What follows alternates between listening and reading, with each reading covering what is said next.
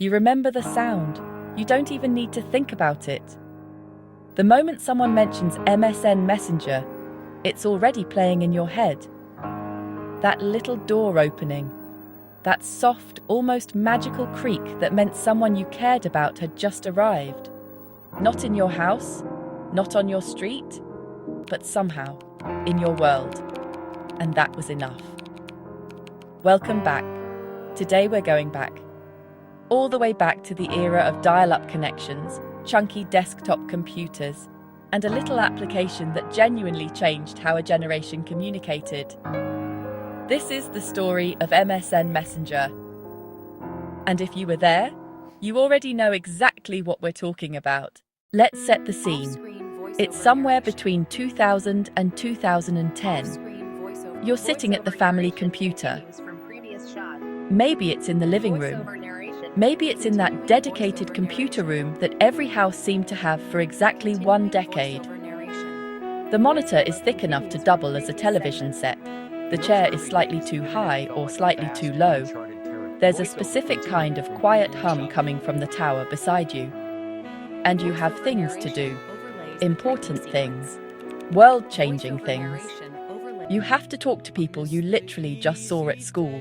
MSN Messenger, officially launched by Microsoft in July of 1999, became the dominant instant messaging platform for an entire generation across the UK, Europe, Canada, Australia, and beyond. While America leaned heavily into AOL Instant Messenger, the rest of the world was living and breathing MSN. By 2004, the platform had over 200 million active users. 200 million people, all logging in, all waiting to hear that door. But the numbers don't tell the story. The story is in the details. And you know every single one of them. You know the ritual of logging in. First, you had to survive the dial-up connection if you were in the early years. That screeching, grinding noise that your parents hated, and you somehow loved because it meant connection was coming. Then Windows would load. Then you'd find that little butterfly icon, and you'd click it, and you'd wait. And then, that sound, the door opening. Someone you cared about was online. The door sound became so iconic that Microsoft actually removed it in later versions because they thought it was annoying. They were wrong. That sound was everything. It was anticipation made audible. It was the sound of your social life beginning for the evening. But MSN Messenger was never just about the sounds. It was about the entire language we built around it. Take the custom emoticons.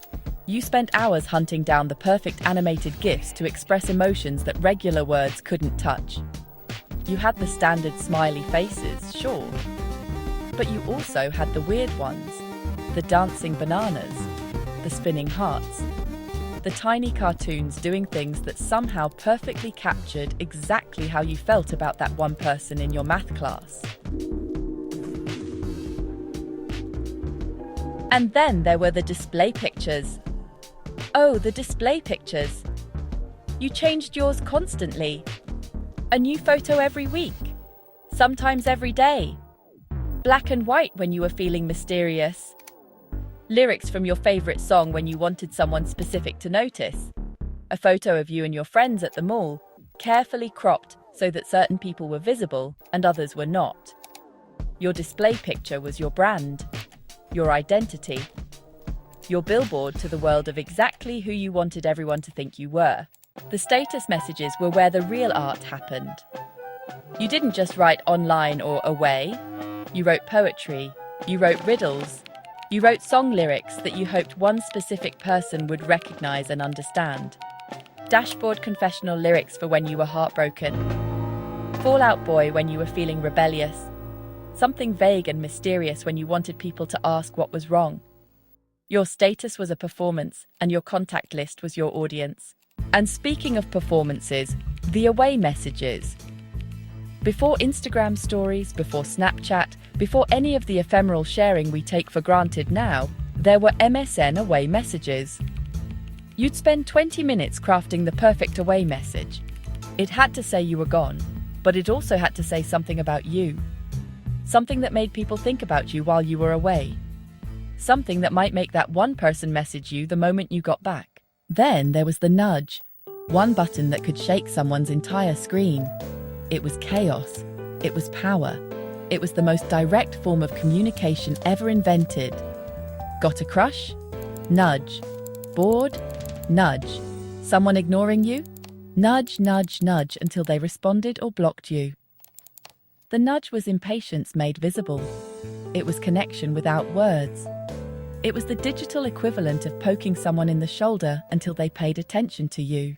But the real magic of MSN Messenger was in the conversations themselves. The ones that started at 9 p.m. and somehow lasted until 3 in the morning. The ones where you'd type and delete and type and delete because you couldn't figure out how to say what you actually felt. The ones where you'd see so-and-so is typing and your heart would actually race. The ones where you'd have 3 different conversations going at once, switching between windows like a digital social butterfly, feeling like the most popular person in the world. You remember the specific anxiety of seeing someone typing, the cursor blinking, the typing notification hanging there, the agonizing wait for whatever they were going to say. And sometimes, the worst times, the typing would stop and nothing would appear. They'd deleted it. They'd changed their mind. What were they going to say? What did they decide not to tell you? You'd obsess over it for days. MSN Messenger was where you had your first real conversations about things that mattered. Where you confessed crushes to friends who promised not to tell. Where you coordinated plans for Friday night that felt like the most important events in the world. Where you learned that you could be funny in text in ways you never were in person. Where you discovered that sometimes the people you only knew through a screen could understand you better than the people you saw every day. The platform peaked around 2009. By then, Facebook chat was starting to take over. Smartphones were beginning to change how we thought about communication.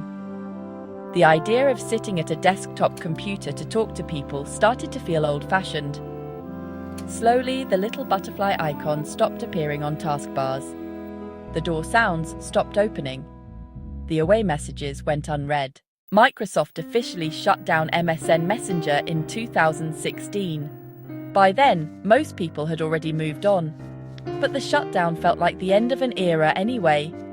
Like closing a door that had been open for 16 years. Like saying goodbye to a version of the internet that was never coming back. And it isn't coming back. That's the thing about nostalgia. The platforms we loved don't exist anymore. The people we were when we used them don't exist anymore either. All we have are the memories, the sounds, the feelings. But those feelings were real. The connections were real. The hours spent staring at a blinking cursor, waiting for someone you cared about to say something that might change everything. That was real. MSN Messenger wasn't just software. It was a place where a generation learned how to communicate, how to perform, how to be vulnerable through a screen, how to build relationships in a new kind of space. If you remember the door sound, you're part of a generation that experienced something unique. The last generation to grow up without smartphones. The first generation to grow up with the internet.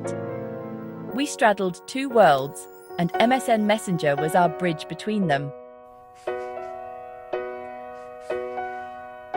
So here's to the door sound, to the custom emoticons, to the away messages stuffed with song lyrics we didn't fully understand, to the nudges and the typing notifications and the 3 a.m. conversations that felt like they could change everything, to a little application that meant so much more than Microsoft ever intended. If this brought back memories you thought you'd forgotten, you're exactly who this channel is for. Subscribe, and let's keep remembering together. Because the internet we grew up with deserves to be remembered. And there are so many more doors left to open.